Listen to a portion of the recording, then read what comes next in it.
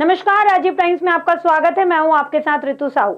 मध्य प्रदेश की डॉक्टर मोहन यादव सरकार आज महेश्वर में है। महेश्वर में कैबिनेट बैठक का आयोजन किया गया, जहां पर सभी कैबिनेट मंत्री मौजूद रहे। कैबिनेट में मध्य प्रदेश में धार्मिक स्थलों पर शराबबंदी सहित अन्य कई बड़े फैसले लिए गए। डॉक्टर मोहन यादव ने कहा कि हमारी सरकार जनहित ऐसी सरकार है और हम चाहते हैं कि मध्य प्रदेश पूरे विश्व में अपना नाम रोशन करे। शराबबंदी के मामले में डॉक्टर मोहन यादव ने कहा कि धार्मिक स्तरों पर शराबबंदी करने का फैसला सरकार ने लिया है।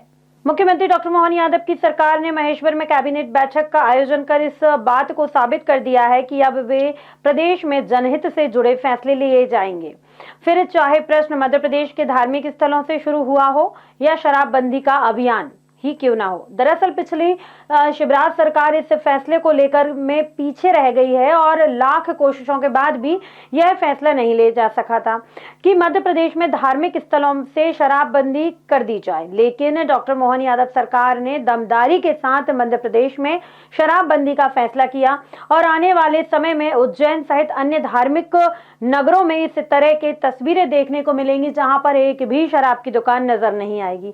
आपको बता दें कि शराबबंदी को लेकर भाजपा के फायर ब्रांड नेता उमा भारती कई बार शिवराज सिंह चौहान से मिल चुकी थी, लेकिन तत्कालीन मुख्यमंत्री ने इस पर कोई बड़ा कदम नहीं उठाया। दरअसल सरकार की आय का एक बड़ा हिस्सा शराब की बिक्री से सरकार को मिलता है। ऐसे में शराब बिक्री पर रोक लगाना किसी भी सरकार के लिए बड़ी चुनौती है, लेकिन डॉक्टर मोहन यादव की सरकार में इस बात को साबित कर दिया कि मध्य प्रदेश में जनता से जुड़े और धर्म से जुड़े विषयों पर किसी भी प्रकार से कोई समझौता नहीं किया जाएगा। और शायद इसलिए ही महेश्वर में आज मोहन कैबिनेट की बैठक आयोजित करके डॉक्टर मोहन यादव ने इस बात को साबित कर दिया है। ये बजट सत्र के समापन के साथ और हम उम्मीद करेंगे कि जहाँ जहाँ भी हमारी ये घटनाएं जहाँ शराबबंदी हो रही है, वहाँ की बहनों के और धार्मिक संगठन के बड़े पैमाने पे सामाजिक संगठनों के सबके फ़ोन समाचार इतनी उत्साह उमंग है कि ये हमारी इस जो नीतिगत निर्णय हमने लिया है, हमको लगा कि ये निर्णय वाकई में बहुत जनता के दिलों को छूने वाला। मध्य प्रदेश के मुख्यमंत्री डॉक्टर मोहन यादव की कैबिनेट बैठक महेश्वर में आयोजित हुई, जहां किसानों और महिलाओं के लिए कई बड़ी घोषणाएं की गई। कल्याणी योजना के तहत विधवा महिलाओं को पुनर्विवाह पर 2 लाख की आर्थिक मदद दी जाएगी। अस्थायी पंप वाले किसानों को पंप खरीदने में सरकार सहायता करेगी, जिसमें 90% राशि सरकार वहन करेगी। राज्य में 17 धार्मिक शहरों और ग्राम पंचायतों में शराब पर पूर्ण प्रतिबंध लगाया जाएगा। भोपाल के बावड़िया कला में 180 करोड़ की लागत से नया ब्रिज बनाया जाएगा। बैठक में नारी सशक्तिकरण और किसानों को आत्मनिर्भर बनाने पर जोर दिया गया। इसके बाद 180 करोड़ की लागत से एक नया सेतु और भोपाल के लिए मंजूर किया गया है, जिसके आधार पर भोपाल की जो खासकर अपने आवागमन के लिए यातायात की दृष्टि से वो बावड़िया भाऊ है ना, बावड़िया भाऊ क्या बोलते हैं, बावड़िया कला, ये हमारी श्रीमती कृष्णा गौड़ जी की विधानसभा के पास का हिस्सा है, लेकिन यातायात की दृष्टि से इसका बड़ा एक लाभ मिलेगा।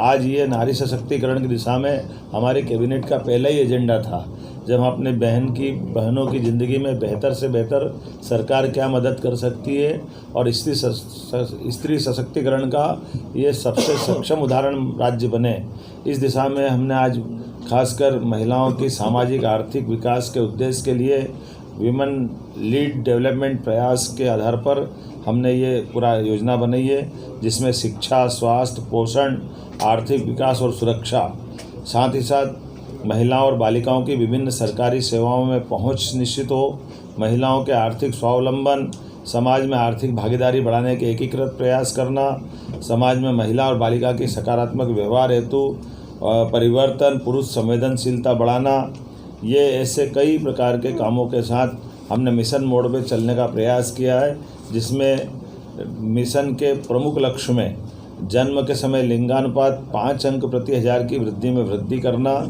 बालिकाओं की 10 और उससे अधिक वर्षों की स्कूली शिक्षा में 5% की वृद्धि करना, मातृ मृत्यु दर में 10 अंकों की कमी लाना, महिलाओं के विरुद्ध अपराध में 5 अंक की कमी लाना, बाल विवाह में 5% की कमी लाना, महिला श्रम भागीदारी 3% की कमी कराना लाना और मिशन के प्रमुख घटक में स्वास्थ्य और पोषण, शिक्षा और जीवन कौशल, आर्थिक स्वावलंबन, सुरक्षा और संरक्षण, संवाद से व्यवहार परिवर्तन इत्यादि कई प्रकार के ये मिशन मोड के प्रमुख घटक हैं। उम्मीद करेंगे नारी सशक्तिकरण की दिशा में यशस्वी प्रधानमंत्री श्रीमान नरेंद्र मोदी जी की भावना के अनुसार मध्य प्रदेश अपने बहनों की ज़िंदगी को बेहतर करने के लिए योग्य भूमिका निभाएगा।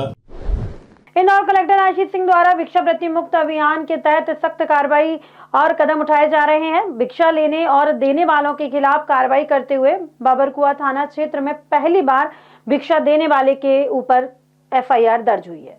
आज थाना बाबरकुआ पर कलेक्टर महोदय द्वारा पूर्व में भिक्षावृत्ति देने और लेने को निषिद्ध किया गया था, आदेश निकाला गया था। उसके तहत आज उनकी टीम द्वारा आवेदन दिया गया, जिसमें एक एफआईआर 188 की पंजीबद्ध हुई है। इंदौर में खाद्य सुरक्षा प्रशासन ने तिरुपति ब्रेकर्स एवं कन्फेक्शंस का लाइसेंस निलंबित कर दिया है। निरीक्षण में खराब भंडारण, एक्सपायर्ड सामग्री का उपयोग और लाइसेंस नियमों का उल्लंघन पाया गया। नमूने जांच के लिए भेजे गए हैं। और देखिए, खाद्य के संबंध में लगातार हमारी सैंपलिंग जो है वो चालू है, और जहाँ कहीं भी अनसेफ सैंपल आते हैं या लाइसेंस से हट के अगर कोई चीज़ मिलती है तो उस पर विधि अनुसार कार्रवाई करी जाती है। ऐसे ही केस में फैक्ट्री को बंद कराने की कार्रवाई करी। संत गुरु रविदास और बाबा साहेब अंबेडकर की प्रतिमा हटाए जाने पर भीम आर्मी और अन्य संगठनों ने आंदोलन की चेतावनी दी है। बहुजन समाज ने प्रतिमा को ससम्मान पुनर्स्थापित करने और दोषियों पर कड़ी कार्रवाई करने की मांग की है। ये जूनी इंदौर का मामला है, जहाँ पे बाबा साहब अम्बेडकर और संत रविदास जी की प्रतिमा लगाई गई। और खास करके मामला ये है कि उधर एलिट क्लास के लोग रहते हैं जो अपने आप को उच्च जाति का मानते हैं, तो उनको उनके पेट में दर्द ये हुआ कि भाई यहाँ पे गुरु रविदास की प्रतिमा क्यों लगाई गई, बाबा साहब की प्रतिमा क्यों लगाई। तो मेरा सवाल ये था, प्रशासन हम लोग मिलने के लिए आए थे कि इंदौर के अंदर ऐसे बहुत सारे क्षेत्र हैं, इंदौर नहीं पूरे मध्य प्रदेश के अंदर, जहाँ पे सरकारी भूमि पर बहुत सारे मंदिर बने हैं, बहुत सारे लोगों ने अपने आस्था के अनुसार मतलब प्रतिमा लगा रखी है। लेकिन जब बाबा साहब अम्बेडकर और रविदास जी की प्रतिमा की बात आती है, तब सरकार और लोगों के पेट में दर्द होता है। तो उसी का समर्थन करने के लिए मैं आया था। आज हम लोग यहाँ पे भीम आर्मी के माध्यम से हमने कलेक्टर साहब को ज्ञापन सौंपा, लेकिन कलेक्टर साहब है नहीं यहाँ पे, तो एसडीएम ज्ञापन सौंपा और मैं खुद अभी घटनास्थल पर जा रहा हूँ।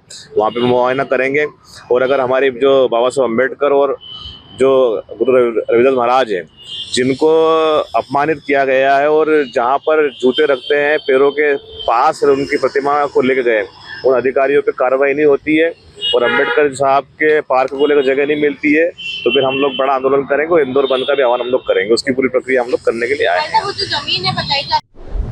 भोपाल के लाल परेड ग्राउंड में राज्य स्तरीय गणतंत्र दिवस समारोह की फाइनल रिहर्सल संपन्न हुई। डमी राज्यपाल ने परेड की सलामी दी, 13 टुकड़ियों ने भाग लिया। खबरों में फिलहाल इतना ही। आप बने रहिए राजीव टाइम्स के साथ। मुझे यानी ऋतु साहू को दीजिए इजाजत। नमस्कार।